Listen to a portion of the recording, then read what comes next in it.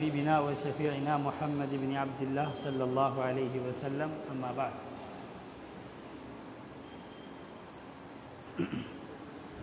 أعوذ بالله من الشيطان الرجيم بسم الله الرحمن الرحيم ويسألونك عن ذي القرنين قل سأتلو عليكم منه ذكرا إنا مكنا له في الأرض وآتيناه من كل شيء سببا فأتبع سببا حتى إذا بلغ مغرب الشمس وجدها تغرب في عين حمئة ووجد عندها قوما قلنا يا ذا القرنين إما أن تعذب وإما أن تتخذ فيهم حسنا صدق الله العظيم الحمد لله والصلاة والسلام على رسول الله. தொடர்ச்சியாக நாம் சூரத்துல் கஹ்ஃபுடைய வசனங்களுடைய விளக்கங்களை நாம் பார்த்து கொண்டு வந்தோம். இப்பொழுது அதனுடைய இறுதி தருவாயில் இருக்கிறோம். நாம் 82 வசனங்களை பார்த்திருக்கிறோம். இவ்வளவு காலமும் சென்ற பாடங்களில் மூசா அலைஹிஸ்ஸலாம், ஹித்ர் அலைஹிஸ்ஸலாம் அவர்களுடைய பயணத்தை நாம் பார்த்தோம். இப்பொழுது இன்றைய பாடத்தில் துல்கர்னைன் அலைஹிஸ்ஸலாம் அவர்களுடைய வரலாறும் அவர்கள் செய்த பிரயாணத்தை பற்றி அல்லாஹ் சுப்ஹானஹு வ தஆலா இங்கே கூறுகின்றார்.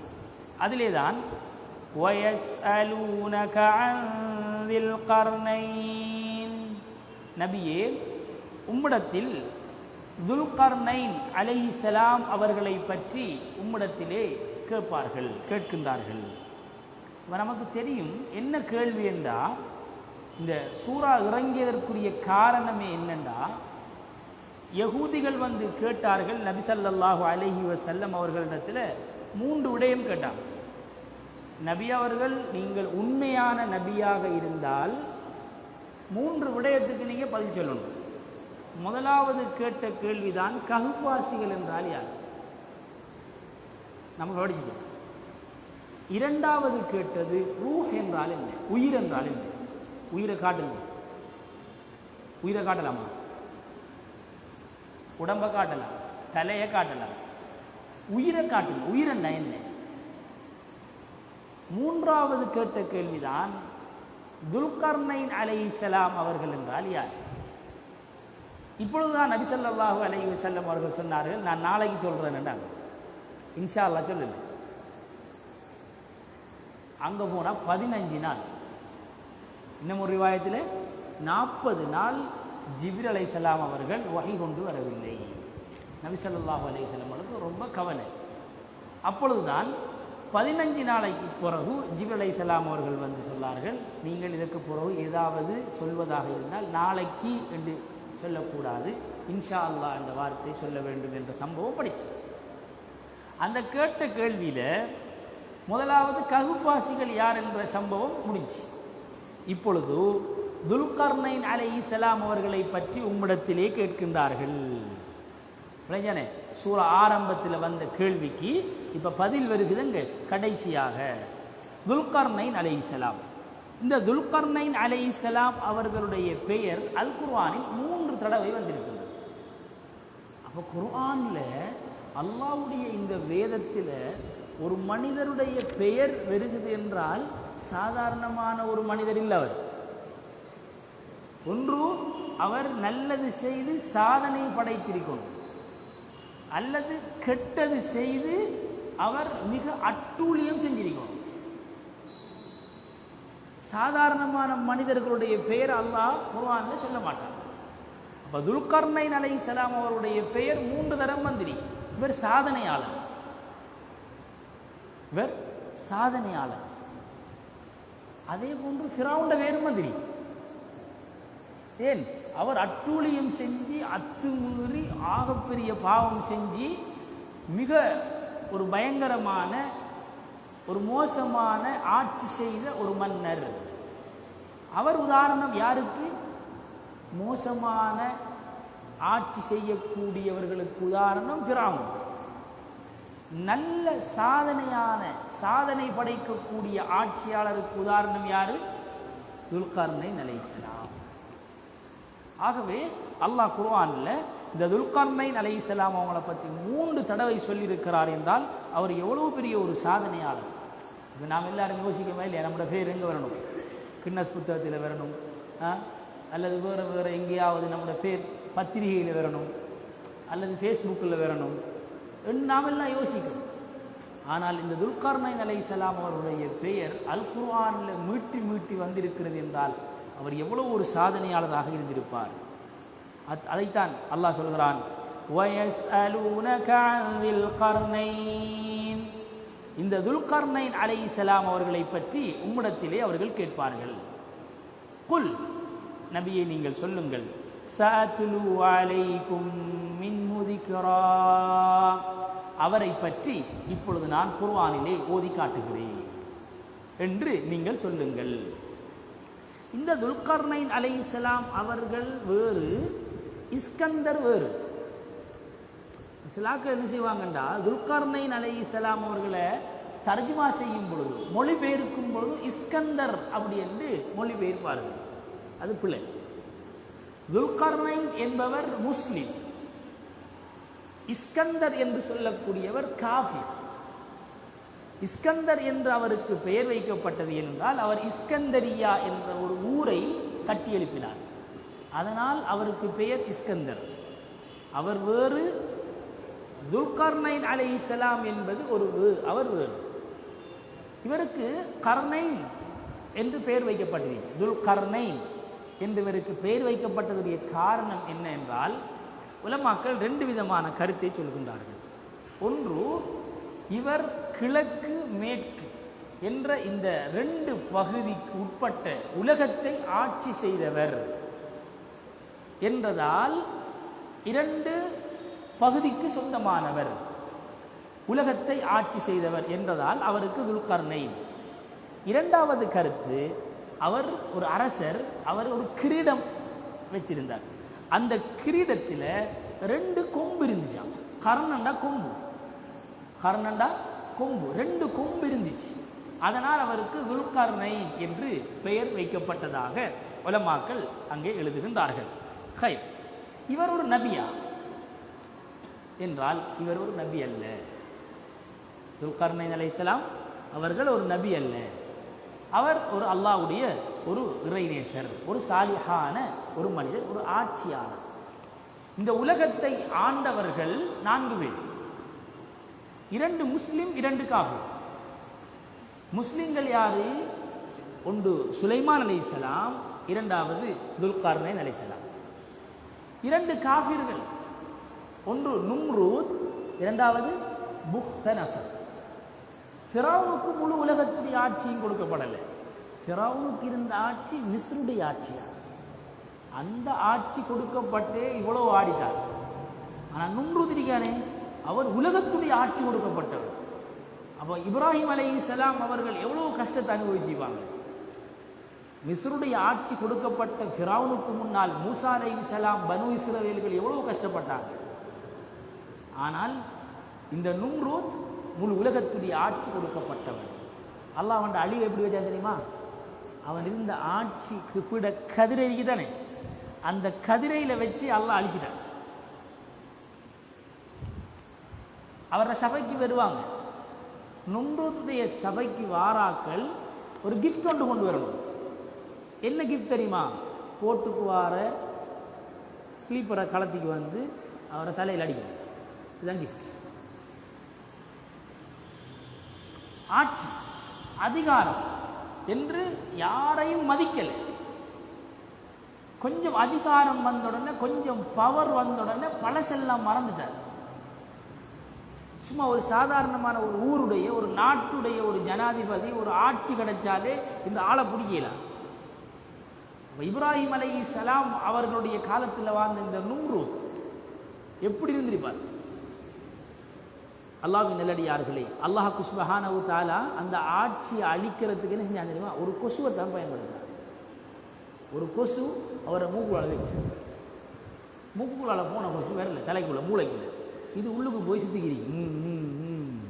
இப்போ எப்படி டிஸ்டர்ப்? தூங்கையுமேலா, சாப்பிடையுமேலா, படுக்கையுமேலா, நடக்கையுமேலா, எவ்வளோ பெரிய டிஸ்டர்ப். ஒன்று கொசு சாகணும், அப்போ கொசு சாகணும், இல்லாட்டி கொசு வெளியாகணும், ஒன்றுமே செய்யலை.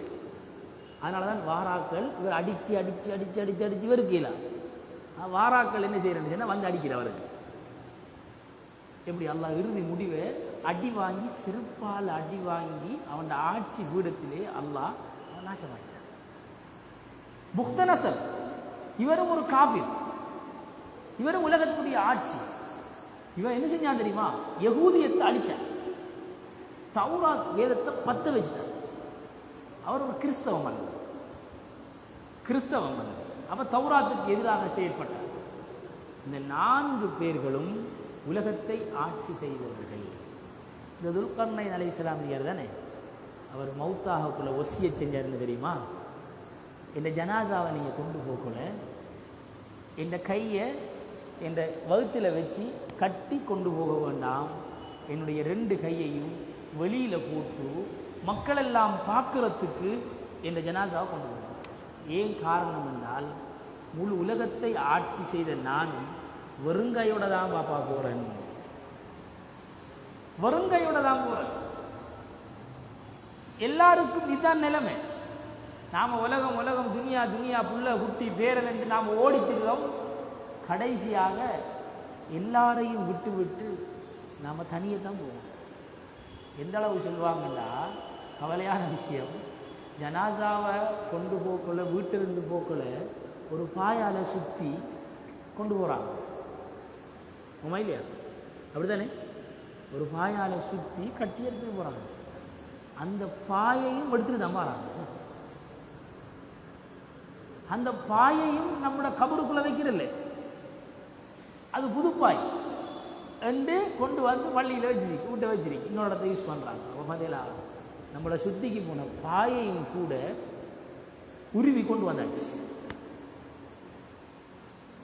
இதுதான் நம்முடைய நிலை. அதனால தான் துல்கர்னைன் அலைஹிஸ்ஸலாம் அவர்கள் இந்த உலகத்தை ஆட்சி செய்தார்கள். அல்லாஹ் சுப்ஹானஹு வ தஆலா இப்பொழுது சொல்கிறான், இந்த துல்கர்னை பற்றி நாங்கள் உங்களுக்கு சொல்ல போகின்றோம். இன்னா மக்கன்னா லஹு ஃபில் அர்த் வ ஆதைனாஹு மின் குல்லி ஷைஇன் சபபா. நிச்சயமாக நாங்கள் இன்னா மக்கன்னா லஹு ஃபில் அர்த், பூமியிலே நாங்கள் அவருக்கு வசப்படுத்தி கொடுத்தோம். இந்த பூமியிலே நாங்கள் அவருக்கு அதிகாரத்தை கொடுத்தோம். என்ன அதிகாரம் தெரியுமா? அவர் விரும்பிய இடத்துக்கு பயணம் செய்யலாம். அல்லாஹ் ஒவ்வொருவர்களுக்கும் ஒவ்வொரு விடயத்தை கட்டுப்படுத்தி கொடுத்திருக்கிறார். சுலைமான் அலைஹிஸ்ஸலாம் அவர்களுக்கு காற்றை வசப்படுத்தி கொடுத்தார். தாவூத் அலைஹிஸ்ஸலாம் அவர்களுக்கு அல்லாஹ் எதை கட்டுப்படுத்தினார்? இரும்ப வசப்படுத்தி கொடுத்தார். அப்படின்னா மாவை பிணையிற மாதிரி தாவூத் அலைஹிஸ்ஸலாம் இரும்ப பிணைவார். ஈசா அலைஹிஸ்ஸலாம் அவர்களுக்கு அல்லாஹ் வசப்படுத்தி கொடுத்தான் களிமண். களிமண்ணுக்கு தானே களிமண்ணை எடுத்து பிணைவர், பிணைஞ்சி ஒரு பறவை செய்வார். பறவை செஞ்சு போட்டு கொண்டு போய் நான் பறந்து போகும். அல்லாஹ் ஒவ்வொருவர்களுக்கும் ஒவ்வொரு விதமான ஆற்றலையும் அதிகாரத்தையும் திறமையையும் கொடுத்திருந்தார். அதே போன்றுதான் இன்னா மக்கன்னா லஹு ஃபில் அர்த், நாங்கள் இந்த துல்கர்னைன் அலைஹிஸ்ஸலாம் அவர்களுக்கு நாங்கள் இந்த முழு உலகத்துடைய ஆட்சியை கொடுத்தோம். எப்படி தெரியுமா? அவர் நினைச்சா பிரயாணம் செய்வார், நினைச்சா பிரயாணம் செய்வார். பிரயாணம் செய்யறது நாங்கள் இலகுவாக்கி கொடுத்தோம். பிரயாணம் செய்யறதை நாங்கள் இலகுவாக்கி கொடுத்தோம். பாருங்க, இந்த குர்ஆன்ல நாம் இதுவரைக்கும் படிச்சுக்கு வந்த சம்பவத்தை பார்ப்போமே. கஹ்ஃப் வாசிகள் எதோட சம்பந்தப்படுறாங்க? ஊரை விட்டு வெளியாகி போனாங்க. அது என்னது? பிரயாணம். மூசா அலைஹிஸ்ஸலாம் அவருடைய மாணவர் யூஷா பின் நூன் பலஸ்தீனுக்கு போனாங்களா இல்லையா? பிரயாணம். மூசா அலைஹிஸ்ஸலாம் ஹித்ர் அலைஹிஸ்ஸலாம் 2 பேரும் எங்கே போகிறாங்க? கடல். பிரயாணம். துல்கர்னைன் அலைஹிஸ்ஸலாம் பிரயாணம். யாரு பிரயாணம் செய்வார்களோ அவர்கள் சாதனையாளர்களாக மாறுவார்கள். பிரயாணம் செய்யும். ஒரே இடத்து தேங்கி நிற்கப்படாது, நாரி பேத்து. ஒரே இடத்தை தேங்கி நிற்கப்படாது. ஆகவே பாருங்க, பிரயாணம் செய்வதால் நாம் உயர்ந்த உயர்ந்த அந்தஸ்துக்கள் அடையலாம். நபி ஸல்லல்லாஹு அலைஹி வஸல்லம் பஸ்ராவுக்கு போய்க்காங்க, தபூக்குக்கு போய்க்காங்க, தாயிஃபுக்கு போய்க்காங்க. மக்காவை விட்டு மதினாவுக்கு பிரயாணம் செஞ்சா போய்க்காங்க. இமாம் ஷாஃபி ரஹிமஹுல்லாஹ் அவர்கள் பிறந்தது இங்க கஸாவில், வளர்ந்தது ஹிஜாஸில். அவர்கள் செல்லாத நாடு இல்லை. இமாம் புகார் ரஹிமஹுல்லாஹ், இமாம் மாலிக் ரஹிமஹுல்லாஹ், இமாம் அஹ்மத் ரஹிமஹுல்லாஹ், இமாம் கஸாலி ரஹிமஹுல்லாஹ் அவர்கள் பிறந்தது எங்கேயோ. அவர்கள் எங்கெங்கெல்லாம் போய் பிரயாணம் செய்தார்கள், சாதனையாளர்களாக மாறினார்கள். பிரயாணம் செய்தார்கள். ஒரே இடத்தை தேங்கி நிற்கப்படாது. அதனால தான் இமாம் ஷாஃபி ரஹிமஹுல்லாஹ் அவர்கள் சொல்வார்களாம், தகர்ரப், இருக்கிற இடத்தை விட்டு கொஞ்சம் வெளியில போகும், உங்களோட பெருமதி வளரும். இருக்கிற இடத்தை விட்டு கொஞ்சம் வெளியில போகணும். சொல்லுவாங்க, நம்மட என்ன சொல்லுவாங்க, அக்கறை இக்கரை பச்சை என்று சொல்ல மாதிரி. இன்னும் ஒரு உதாரணம் சொல்லுவாங்களா, சொந்த ஊரில் இருக்கிறார்களுக்கு முற்றத்து மல்லிகை மணக்கிற இல்லையா? அப்படிதான் சார். இப்போ சார் இருக்கார், சார் கண்டிக்கு போனால் குழம்புக்கு போனால் அவரை பெருமதி வேறு. விளைஞ்ச நம்மளோட ஊரில் இருக்கிற உலமாக்கள் இருக்காங்க, ஊரில் மௌலவியா அவர். ஆனால் அதே மௌலவி கண்டிக்கு கொழும்புக்கு போனால் அவருக்கு இருக்கிற மதிப்பும் மரியாதையும் வேறு. இப்போ நாம் பார்ப்போம், தலை சிறந்த உலமாக்கள் என்று நாம் யாரை சொல்ல? நம்ம இலங்கையில் முக்கியமான உலமா யாரு? சொல்லுங்க. ரசி முஃப்தி. இப்போ எங்கே இருக்கார் அவர்? அவரை ஊர் கொழும்பு இல்லை, மாத்தலை. யூசுப் முஃப்தி எங்கே இருக்கார்? கொழும்புல இருக்கார். ஆனால் அவரை ஊர் இருக்கு டஸ்கரை, கண்டி ஏரியா. ரியாஸ் முஃப்தி, மஃபாஸ் முஃப்தி, இப்படி முக்கியமானவர்கள் இன்று மேல்மட்டத்தில் சமூக சேவையில் முழு உலகமும் அறிந்தவர்களாக இருக்கின்றார்கள். ஊரில் இல்லை, ஊரில் இல்லை. இதைத்தான் இமாம் ஷாஃபி ரஹிமஹுல்லாஹ் அவர்கள் சொன்னார்கள், கொஞ்சம் என்ன செய்யுங்க, ஊரை விட்டு போங்க. அப்போ நாமளும் போகணும். அப்படியா? நாமளும் போக வேண்டிய காலம் வந்துடும். ஊரை விட்டு போகணும், நம்மளோட பெருமதி வழங்கும். போய் வந்தால் நம்மளை சமூகம் பயன்படுத்தும். ஹை, அதனால தான் அவர் சொன்னார். எப்படி என்றால், இமாம் ஷாஃபி ரஹிமஹுல்லாஹ் அவர்கள், நீங்கள் பிரயாணம் செய்யுங்கள். ஏன் தெரியுமா? சூரியன் ஒரு இடத்திலே நின்றால் பிரயோஜனம் இல்லை. சூரியன் உதிச்சு அப்படியே இருக்கு, பிரயோஜனமா இல்லை. அந்த சூரியன் ஓடணும், அந்த சூரியன் கடந்து போகணும். சூரியன் பிரயாணிக்கின்றது. இப்பொழுதுதான் அனைவர்களும் பயனடைகின்றார்கள். தண்ணீர் தேங்கி நிற்பதால் அது சாக்கடையாக மாறிவிடும். அதை ஓடவிட வேண்டும், அப்பொழுதுதான் பயனடைவார்கள். அம்பு வில்லுக்குள் இருப்பதிலே பயனில்லை. அது பிரயோஜனம் அடைய வேண்டுமாக இருந்தால் வில்லை விட்டு அம்பு வெளியாக வேண்டும். கஸ்தூரி மானுடைய கொம்பிலே இருப்பதிலே பிரயோஜனம் இல்லை. அது மனிதனுடைய உச்சந்தலையிலே இருக்க வேண்டும், கமகம என்று மணக்கும். சொல்லிவிட்டு சொன்னார்கள், முத்து கடலுக்குள் சிப்பிக்குள் இருப்பதிலே பிரயோஜனம் இல்லை. அது வெளியிலே வந்து அந்த சிப்பிக்குள்ளே இருந்து வெளியெடுக்கப்பட்டால் அதுதான் அதனுடைய பிரயோஜனம். ஆகவே வெளியாகுங்க, வெளியாகணும். நம்முடைய இல்மு பறக்கப்படணும். தாவத்துக்காக வேண்டி, தீனுக்காக வேண்டி நாம் வெளியாக வேண்டும், பிரயாணம் செய்ய வேண்டும். அப்போ துல்கர்னைன் அலைஹிஸ்ஸலாம் அவர்கள் சாதனையாளர்களாக மாறியதற்கு காரணம் என்ன தெரியுமா? காரணம் என்ன? பிரயாணம். பிரயாணங்கள் செய்யணும். நம்ம தாவத்துக்காக வேண்டிய எத்தனை நாட்டுக்கு போயிருக்கோம்? தீனுக்காக, இல்முக்காக, தாவத்துக்காக எத்தனை ஊருக்கு போயிருக்கோம்? கொஞ்சம் யோசிப்போம். எத்தனை நாட்டுக்கு போயிருக்கோம்? ஆகவே நாம் போகணும்.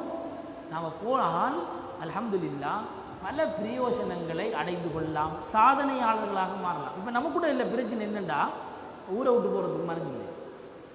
ஊரை விட்டு போகல, அது என்னென்னாலும் மவுத்து ஹயாத்து, கொண்டாட்டி, பிள்ளைகள், குடும்பம், சொத்து, செல்வம் எல்லாரும் அப்படியே இருக்கணும். நான் தானே ஒரு ஆள் சொன்னேன், வாங்க ஒரு ஆள்கிட்ட உம்ராவுக்கு போகுமான்னு கேட்டேன்.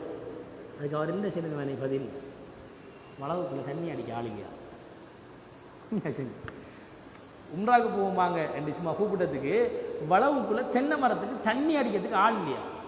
இன்னும் மனிதர்களுடைய நிலம் அப்படிதான். வளவையும் சொத்தையும் குடும்பத்தையும் கடலையும் வயலையும் பிடிச்சு கொண்டிருக்கும். வெளியாகும். எப்போ நீங்கள் விட்டு வெளியாகி பாருங்க, அல்லாஹ் பல வாசல்களை திறந்து தருவார், பல வாசல்களை திறந்து தருவார். ஆகவே இந்த துல்கர்னைன் அலைஹிஸ்ஸலாம் அவர்களுடைய பெயர் குர்ஆனிலே வந்திருக்கிறது. சாதனையாளராக அவர் மாறியிருக்கிறார் என்றால் அதற்குரிய காரணம் என்ன? அல்லாஹ் சொல்கிறான், இன்னா மக்கன்னா லஹு ஃபில் அர்த், நாங்கள் பூமியிலே அவருக்கு பிரயாணம் செய்வதற்குரிய எல்லா வசதி வாய்ப்பையும் ஏற்படுத்தி கொடுத்தோம். எனவே அவர் செய்த முதலாவது பயணம் ஃபஅத்பஅ ஸபபா, அவர் முதலாவது பயணத்தை மேற்கொள்கின்றார். ஹத்தா இதா பலக மக்ரிப ஷம்ஸ், சூரியன் மறையக்கூடிய இடம் மக்ரிப். மக்ரிப் என்றால் மொரோக்கோ, மொரோக்கோ நாடு இதன். இந்த மொரோக்கோ, தூனுஸ், இந்த ஏரியாவுக்கு அவர் பிரயாணத்தை மேற்கொள்கின்றார். அங்கே போய் பார்த்தால் வஜதஹா தக்ருபு ஃபீ ஐனின் ஹமிஅத்தின், அந்த சூரியன் மறைகிற இடத்துல போய் பார்த்தால் அங்கே களிமண் பிரதேசம். ஐனின் ஹமிஆ என்றால் கருத்த மண், சேத்து நிலம். எந்த ஒரு கட்டடமும் இல்லை. எல்லாரும் சின்ன சின்ன கூடாரம் அடிச்சுட்டு வாழ்ந்துக்கிறாங்க. ஏனென்றால் சேத்து நிலத்தில் என்ன செய்யலாது, கட்டடம் கட்ட இயலாது. அங்கே ஒரு சமூகம் இருந்தார்கள். இவர் போறார். உதாரணமாக நாம் எல்லாரும் இதுக்குள்ள நீக்கும் சில ஏரியாக்கள் இருக்கு நம்முடைய ஊர்களில். நம்ம அந்த ஏரியாவுக்கு இன்னும் கால் எடுத்து வைக்கல, அப்படித்தானே போகும் சார்? இன்னும் நம்ம அந்த இடத்துக்கு கால் எடுத்து வைக்கல. அங்கே போய் பார்த்தா தான் நம்முடைய ஏரியா, நம்முடைய ஊரை நிலைமை வளரும். சில ஓர பிரதேசங்கள் மிக பலவீனமாக இருக்கு. நாம் இதுக்குள்ளே இருக்கிறோம், பள்ளிவாசல், பேன், ஏசி, மும்பர், அழகான மாஷா அல்லாஹ் வீடு, மாளிகை வீடுகள் அழகாக இருக்கு. நமக்கு ஒரு பிரச்சனையும் இல்லை. நமக்கு மத்தாக்களில் கஷ்டம் தெரியாது. ஒரு ஆட்சியாளர் எப்படி இருக்கணும் தெரியுமா? அவர் ஆஃபீஸில் இருந்துக்கு ஆட்சி செய்கிறவர் இல்லை. ஒரு ஆட்சியாளருங்கிறவர் சைன் அத்தாரிட்டிக்கு தலைவராக தேவையில்லை. ஒரு ஆட்சியாளருங்கிறவர் என்ன செய்யணும் தெரியுமா? ஊரில் இறங்கி, சமூகத்தில் இறங்கி வேலை செய்யணும். மீட்டிங்குக்கு போகிறது, முன் வரிசையில் இருக்கிறது, கதிரையை தேய்ச்சி கொண்டு இருக்கிறது தலைவருடைய பொறுப்பல்ல. துல்கர்னைன் அலைஹிஸ்ஸலாம் போறாங்க. எப்படி தெரியுமா? களிமண் ஏரியா. மழை பெய்ஞ்சி வெள்ளம் வந்தால் வெள்ளத்துக்கு நிற்கணும் தலைவர், ஒரு உண்மையான தலைவர். அப்போ களிமண் ஏரியா, யாருமே அந்த ஏரியாவுக்கு போகல. அதை கேட்பார் பார்ப்பார் இல்லையே. வாகன வசதி இருக்குமா? வாகன வசதி இருக்க மாட்டான், களிமண் கூட போக மாட்டான். அப்படியான ஒரு சேத்து நிலம் கொண்ட ஒரு சமூகத்துக்கு போறார். அங்க போய் பார்த்தால் அந்த மக்களிடத்துல சூரியனை வணங்கி கொண்டிருக்கிறார். மார்க்கம் இல்லை, தீன் இல்லை. மார்க்கம் இல்லை, தீன் இல்லை. நாமெல்லாம் தீனோட வாழ்கிறோம், நாமெல்லாம் பள்ளியோட இருக்கிறோம். ஆனால் எத்தனையோ மக்கள் இன்று கேட்பார் பாப்பார் இல்லாமல், 4 வார்த்தை நல்லது செல்லத்துக்கு ஆள் இல்லாமல் இன்று தவிச்சு கொண்டிருக்கிறாங்க. கொஞ்சம் மறங்கும், ஒரு நாளைக்கு கொஞ்சம் போய் பார்க்கணும். அப்போ துல்கர்னைன் அலைஹிஸ்ஸலாம் என்ன செய்கிறார்? பிரயாணம் செஞ்சு இந்த சேத்து நிலம் இருக்கக்கூடிய இந்த ஏரியாவுக்கு போறார். அங்கே போனால் ஒரு கூட்டம் சூரியனை வணங்கி கொண்டிருக்கின்றார்கள். இப்பொழுது அல்லாஹ் சொல்கிறான், குல்னா யா தல் கர்னைன் இம்மா அன் துஅذிப வ இம்மா அன் தத்தகித ஃபீஹிம் ஹுஸ்னா. அந்த மக்களிடத்தில் போய் உங்களுக்கு 2 ஆப்ஷன். ஒன்று, நீங்கள் ஆட்சியாளர் என்ற அமைப்பில் நீங்கள் அவங்கள தண்டிக்கலாம். சூரியனை வணங்குறாங்க, தவறு செய்கிறாங்க, பிழை செய்கிறாங்க, அவங்களை நீங்கள் தண்டிக்கலாம். இது உங்களுக்கு ஒரு ரைட்ஸ். இன்னும் ஒன்று இருக்கு, என்ன தெரியுமா? இம்மா தத்தகித ஃபீஹிம் ஹுஸ்னா, அவர்களிடத்திலே நீங்கள் ஹுஸ்னா நல்ல முறையிலே பேசி தாவத் கொடுத்து அவர்களை நீங்கள் அல்லாஹ்வின் பக்கம் அழைக்கலாம். இந்த 2 சாய்ஸ் இருக்கு.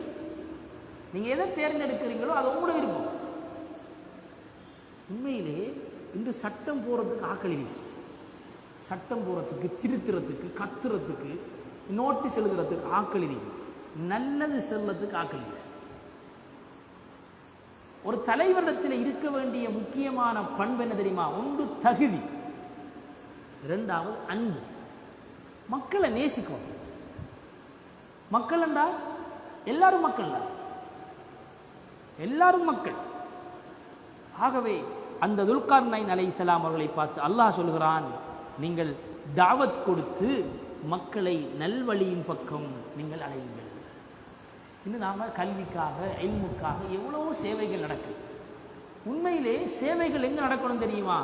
அபிவிருத்தி அடையாத பின்னடைவில் இருக்கக்கூடிய ஊர்களில், கிராமங்களில் போய் நம்முடைய தீனுடைய, நம்முடைய தாவத்துடைய, கல்வியுடைய பணிகளை செய்கிறதுக்கு இந்த சமூகம் தயாராகும்.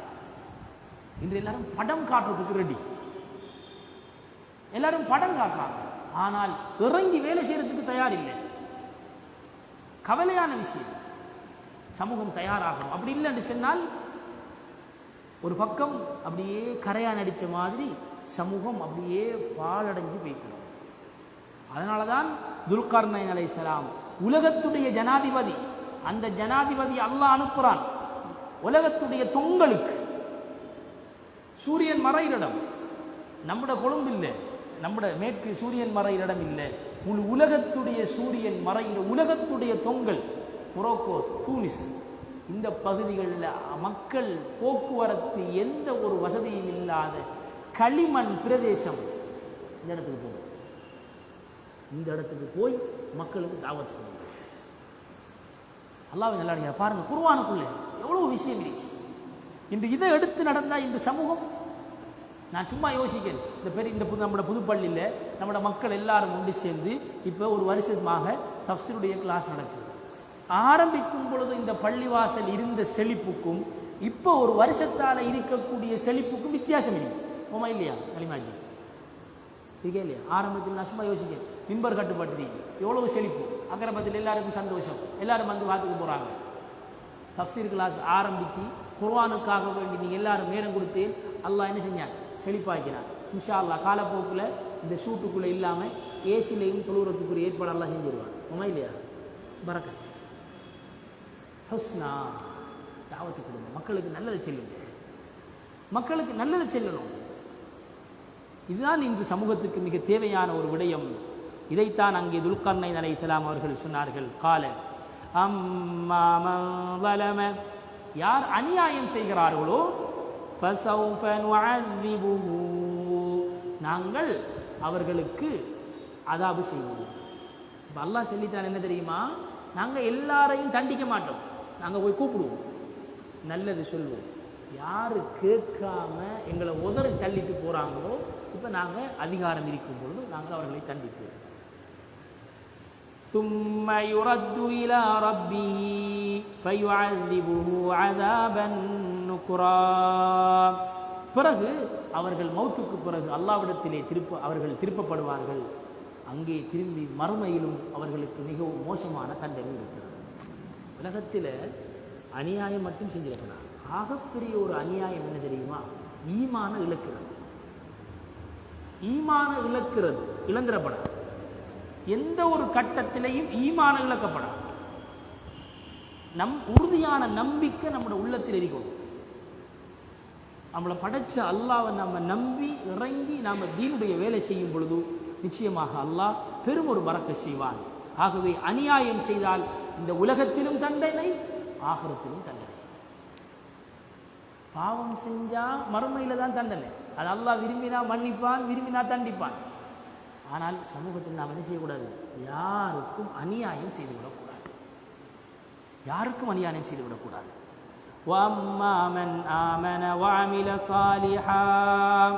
யார் ஈமான் கொண்டு நல்லமல்கள் செய்வார்களோ, இப்போ நாம் எல்லாரும் நல்லமல் செய்யறோம், ஈமான் இருக்கு, அரைமணித்தியாலம் அவடத்தை உட்கார்ந்து கொண்டு இருக்கு, எவ்வளோ வேலை இருக்கா இல்லையா? அரசாஜி எவ்வளோ வேலை, அவர் லீவில் வந்திருக்கார் 2 நாள், அவ்வளோ தானே வருது,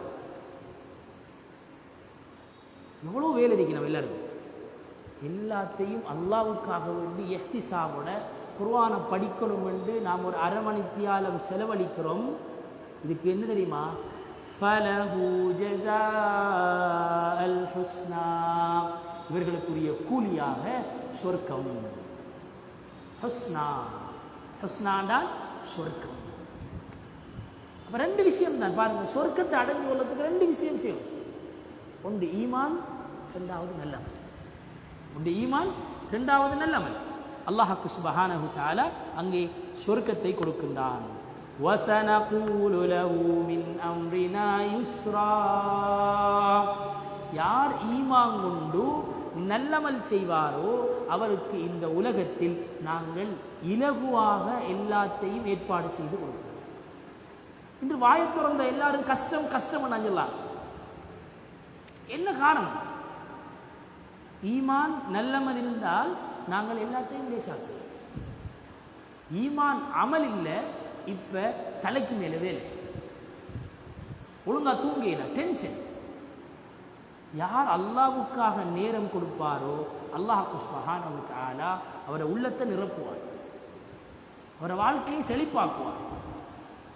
எத்தனையோ பேர் ரமலான் மாதம் போனதுக்கு பிறகு குர்ஆன் எடுத்து விரிச்சு பார்த்து, ரமலான் போனத்தோட குர்ஆனை மூடி வச்சதுதான். இன்னும் சில பேர் குர்ஆனை திறந்து பார்க்கல. அப்ப இந்த குர்ஆன நிலைமை என்ன? இதான நம்மளோட அமல் இபாதத். எத்தனையோ பேர்கள் ஒரு ஜுஸ் இன்னும் முடிக்கல.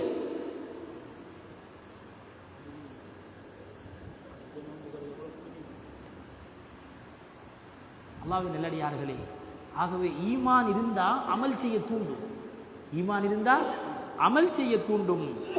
வஸனகூலு லஹு மின் அம்ரினா யுஸ்ரா, உங்களுடைய காரியங்கள் எல்லாம் லேசாகும். உங்களோட பிஸ்னஸில் லேசு கிடைக்கணுமா, உங்களோட பிள்ளைகளில் படிப்பில் இலவு கிடைக்கணுமா, பரீட்சை லேசாகணுமா, உங்களுடைய தொழிலில் உங்களோட வியாபாரத்தில் எல்லாம் லேசாகணுமா, ஈமான் அமலு சாலிஹ், நஷ்டமில்லாத வியாபாரம், இதை நாம் செய்யணும். பிரயாணத்தில் இருக்கமா, சும்மா நாம் என்ன செய்யறதில்லை, பிரயாணம் போகிறதில்லை, குர்ஆன் எடுத்து கொள்வது, திக்ர் செய்கிறது, லா ஹவ்ல வலா குவத்த இல்லா பில்லாஹ், சுப்ஹானல்லாஹ். இப்படி திக்ருகளை நாம் செஞ்சு கொண்டு அமல் இபாதத்தோடு நம்மளோட பிரயாணங்களை மேற்கொள்வது, நம்ம வீடுகளில் நம்மளோட இன்ஃப்ராதியா நேரங்களை கழிக்கிறது, அல்லாஹ் நம்மளோட வாழ்க்கையை லேசாக்குவார். மார்க்கம் கஷ்டம் இல்லை, மார்க்கம் லேசி. நீங்கள் ஈமான் கொண்டு வாங்க, நீங்கள் செருப்பில்லாமல் கால் நடந்து கொண்டு நீங்கள் உங்கள் இடத்தையும் போக தேவையில்லை. நீங்கள் ஈமானோட அமல் செஞ்சால் தண்ணி இல்லைன்னு சொன்னால் கஷ்டப்பட தேவையில்லை, தோண்ட தேவையில்லை, மண்ணால் தயமம் செய்யுங்க. தயமம் செய்யறதுக்கு மண்ணும் இல்லையா? இப்போ என்ன செய்யுங்க, தொழுங்க. மௌத்தானா தொழல என்ற பாவம் கிடைக்காது. இஸ்லாம் லேசி. நோம்பு பிடிக்கணும், நோம்பு பிடிக்க இயலாதா, நோம்பு விடுங்க, 650 கிராம் அரிசி கொடுங்க. இஸ்லாம் லேசி. இஸ்லாம் கஷ்டம் இல்லை. இஸ்லாத்தில் துறவரம் இல்லை, இஸ்லாத்தில் பிரம்மச்சாரம் இல்லை, இஸ்லாத்தில் சன்னியாசியம் இல்லை, இஸ்லாத்தில் காட்டில் போய் வாழ்றது இல்லை. இஸ்லாம் லேசி. திருமணம் முடிங்கோ, புள்ள ஊட்டியோட வாங்குங்கோ, சந்தோஷமாக இருங்கோ. பெருநாள் நாளில் கொஞ்சம் சஹாபாக்கள் சிரித்து கொண்டு சந்தோஷமாக இருந்தாங்க. அபூபக்கர் சித்திக் ரலியல்லாஹு தஆலாங்க சத்தம் போடப்படா, நபி அவங்க இருக்காங்களான்னு கொஞ்சம் அதட்டினாங்க. நபி ஸல்லல்லாஹு அலைஹி வஸல்லம் சொன்னாங்க, இது இஸ்லாம் அப்பா, இது துறவரம் அல்ல, இது இஸ்லாம். பெருநாள் நாள் சந்தோஷமாக இருக்கக்கூடிய நாள். பிள்ளையெல்லாம் சிரிக்க வாங்கும், விளையாடுங்க, சந்தோஷமாக இருங்க, எல்லாரும் சிரிக்கும். இன்றைக்கு ஒரு பெரிய ஒரு கவலை தெரியுமா, நம்மளாக்கள் பள்ளிக்கு வராங்க, பள்ளிக்கு வந்து குனிஞ்சதில் நிமிராமல் வந்து குனிஞ்சதில் நிமிராமல் போகிறாங்க. இது இஸ்லாம் இல்லை. கூட்டத்தை ஒழுதிக்கலாம். பள்ளிக்கு வார வந்து நிமிர்ந்து பார்த்து 4 பேரை பார்த்து சிரிக்கணும். போக்குள்ள 4 பேரை பார்த்து சிரிச்சுக்கு போவோம். இது அப்படியே கவர்மெண்ட்டுக்கு வார தொழுவுற கவர்மெண்ட்டுக்கு போகிறோம். நான் சொல்ல என்ன தெரியுமா, கூட்டத்தில் உள்ளாங்க இப்படி வாரண்டா. ஜமாத்துன்றது ஜும்மான்றது பெருநாளுங்கிறது என்னண்டா, எல்லாரும் ஒன்று சேர்க்கிறது, முசாஃபா செய்கிறது, சலாம் சொல்றது, தோளை தட்டுறது, 4 பேரை கை கொடுக்கறது, சிரிச்சு கொண்டு போகணும். இது அப்படியே தலையை குனிஞ்சு அப்படியே போய் பாட்டா பார்த்துக்கு அப்படியே போட்டுக்கு போகிறது. இது இஸ்லாம். அன்பாக சிரிக்கணும், அன்பாக சிரிக்கணும். நான் ஒரு மஹல்லாவுக்கு போனேன், நான் நூரானியா பள்ளியில். அங்கே ஒரு ஆள் இருக்கார், சுபோவுக்கும் சிரிப்பார். எல்லோரும் சுபோவுக்கு தூக்க மஸ்தில் இருக்கிறானே, தூக்க மஸ்தானே, எல்லாருக்கும் கடும் தூக்கம், எப்படா பயான் முடியும். பயானில் சிரிச்சு இருப்பார். நான் அவரை சொன்ன சந்தோஷம், சுபோவுக்கு சிரிக்கிற ஒரு ஆள் சிரிக்கணும், சிரிக்கமா, அன்பாக சிரிக்கணும். சிரித்து நாம் இருக்கிறது தானே, அது மிக நம்மளோட வாழ்க்கையில் ஆரோக்கியம். ஆகவே இஸ்லாம் கஷ்டம் இல்லை. நாங்கள் இலகுவான விடயங்களை நாங்கள் அவர்களுக்கு கொடுப்போம். ஆகவே இது அவருடைய முதலாவது தாவத்துக்காக வேண்டி, மக்களுடைய நல்ல விடயத்துக்காக வேண்டி அவர் சென்ற விடயம் இங்கே சொல்லப்பட்டிருக்கிறது. அடுத்த பிரயாணம் இருக்கிறது, இன்ஷா அல்லாஹ் அடுத்த பாடத்திலே நாம் அதை பார்த்து கொள்வோம்.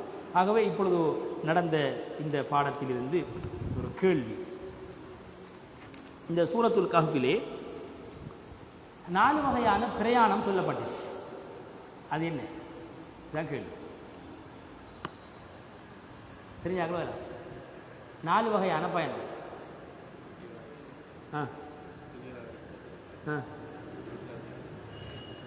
துல்கர்னை நொண்டுவி மூசா நபியும் அது சொல்லியாச்சு. வேற என்ன சேஃப்? 4 வகையான பயணம். கௌபாசியம், ஹிதர் அலைஹிஸ்ஸலாம், மூசா அலைஹிஸ்ஸலாம்,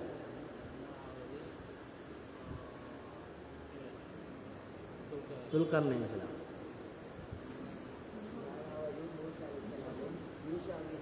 அண்ணா சொல்லுங்க, அப்போ வாங்க கொஞ்சம் சொல்லுங்களேன், கொஞ்சம் எழுப்பி வச்சுன்னா தான் தெரியும்.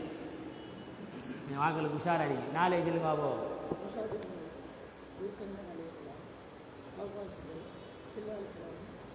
ரைட், அல்ஹம்துலில்லாஹ். சரி, அதாவது 4 இதில் மூசா அலைஹிஸ்ஸலாம், ஹிதர் அலைஹிஸ்ஸலாம் ஒரு பயணம்.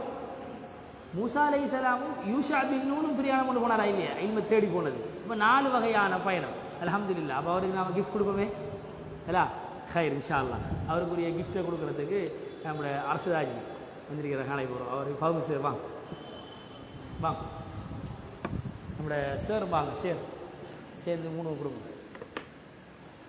என்னோட கிஃப்ட்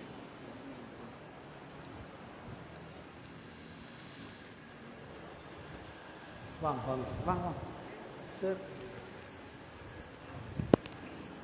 3 சேர்ந்து அவருக்குரிய கிஃப்ட்டை கொடுங்க. அவர் கொஞ்சம் அங்கே போங்க, கிஃப்ட் கொடுக்குறார்கள், அங்கே போங்க.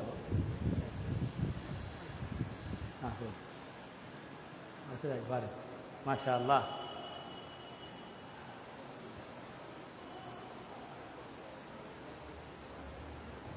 நல்ல அல்ஹம்துலில்லாஹ். இது நம்மளோட கிளாஸுக்கு வர ஒரு ஆள் தான் இந்த கிஃப்ட் ஏற்பாடு செஞ்சு கொண்டிருக்கிறார். மாஷா அல்லாஹ். தொடர்ந்து ஒவ்வொரு வகுப்புலையும் நாம் கிஃப்ட்டுகள் கொடுக்கணும். உங்களுடைய பங்களிப்புகளை இன்ஷா அல்லாஹ் செஞ்சு கொள்ளும். சுப்ஹானல்லாஹி வபிஹம்திஹி, சுப்ஹானக்கல்லாஹு வபிஹம்திஹி, அஷ்ஹது அல்லா இலாஹா இல்லா